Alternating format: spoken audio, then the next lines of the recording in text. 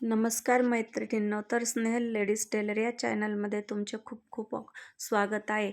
आज आपण कटिंग करणार आहोत बोटनेकचा प्रिन्सेस कट ब्लाऊज, तोही अस्तरचा. या ठिकाणी मी अस्तर पूर्णपणे कटिंग करून घेतलेला आहे. मला इथे 36 साईजचा ब्लाऊज रेडी करायचा आहे. तर मी डबल घडी इथं ब्लाऊज पीसची टाकून घेतलेली आहे आणि त्यावरती बंद बाजूला बॅक साईड, काठांच्या बाजूला हातांची बाही, हात किंवा बाही आणि ज्या ठिकाणी कपडा उरलेला आहे त्या ठिकाणी फ्रंट साईड असे चारही पॅटर्न टाकून घेतलेले आहेत. तर आपण या ठिकाणी सर्वप्रथम बॅक साईडच्या गळ्याचं माप घेणार आहे. त्यासाठी मी बॅक साईडची गळा रुंदी 3 आणि गळा खोली ही 3.5 ठेवलेली आहे, कारण की आपल्याला इथे बोटनेक ब्लाऊज तयार करायचा आहे. इथे मी पाठीवरती थेंबाचा शेप ड्रॉ करणार आहे. तर यासाठी मी 6 इंच खोली आणि 3 इंच रुंदी अशा प्रकारे बॉक्स आखून घेतलेला आहे आणि त्यामध्ये मी इथे थेंबाची डिझाईन पण ड्रॉ करून घेतलेली आहे. तर तुम्ही बघू शकता मी थेंबाची डिझाईन अगदी इझिली इथे काढून घेतलेली आहे.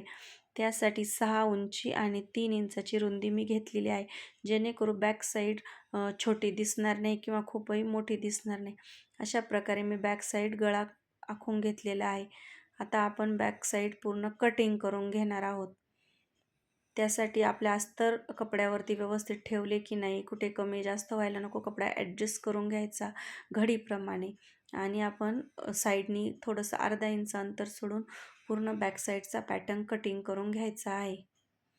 तर या ठिकाणी माझं बॅक साईडचं कटिंग करून झालेलं आहे आणि आता मी बाही कटिंग करत आहे. तर बाहीला सुद्धा मी इथं अर्धा इंच साईडने सोडलेलं आहे आणि बाही कटिंग करून घेतलेली आहे.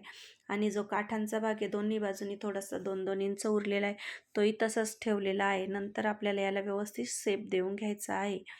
तर यासाठी इथे मी बॅक साईड आणि बाही काढून घेतलेली आहे.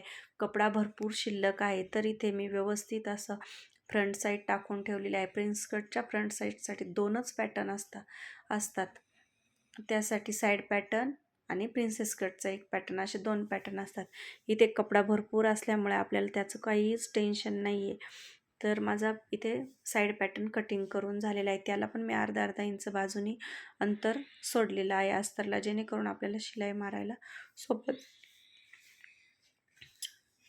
आता या ठिकाणी मी इथं फ्रंट साईडची उंची वगैरे बघून व्यवस्थित ठेवून घेतलेला आहे आणि तोही पॅटर्न कटिंग करून घेतलेला आहे.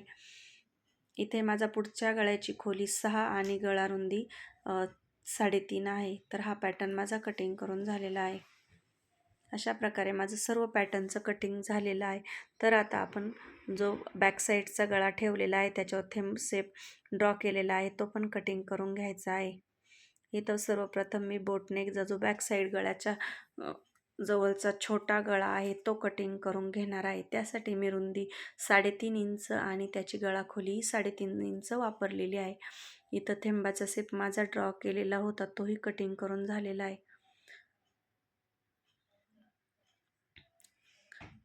ज्यावेळेस आपण गळा कटिंग करत असतो त्यावेळेस घाई गडबड कुठलीही करायची नाही. गळा अगदी शांततेत कटिंग करायचा. आता इथे गळा कटिंग करून झाल्याच्या नंतर आपण बाही कटिंग करणार आहोत. बाहीसाठी मी अस्तर साईडला काढून घेतलेलं आहे आणि ब्लाऊज पीसची घडी टाकून घेतलेली आहे. आता जी आपलं 2-2 इंच साईडने उरलेलं होतं ते आपण एक्स्ट्रा सर्व कटिंग करून टाकणार आहोत.